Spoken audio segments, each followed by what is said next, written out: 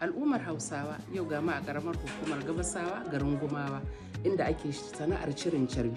A wannan gari mun zo mun tarar da yara matasa maza da mata waɗanda suke sana'ar shirin carbi kuma suna zuwa makaranta, amma duk da haka karatun na Arabiya da karatunsu na boko bai hana su wannan sana'a ba. Ku biyo ni ku ga yadda ake wannan sana'a ta shirin carbi a ƙaramar hukumar Gabasawa.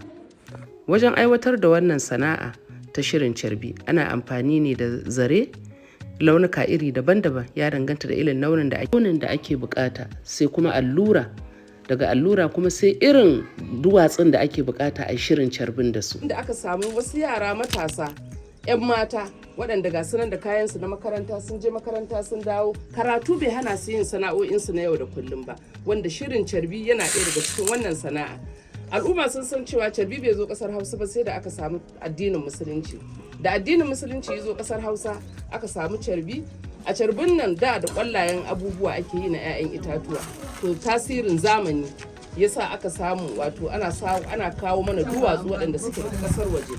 Misali, zan baku misali, ga wata yarinya 'yar ƙaram, sunanki Zainab, shekarar ki nawa?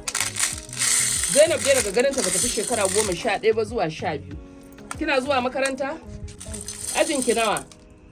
Tana aji 3 na firamare. To wannan ya nuna muku cewa kamar yadda kullum nake faɗa, Bahaushe ba malalaci bane, ba iya mazan mu kaɗai ba har da matan mu da 'ya'yan mu.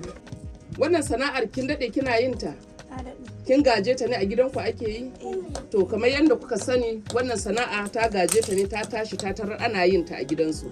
Waɗannan carbunan da suke yi, idan kuka yi yaya ake yi da su? Kasuwa ake kai su ko ajiye su kuke a gida a zo a saya? Kasuwa ake kai su, ake sai da su. Ake kai su kasuwa ana siyarwa.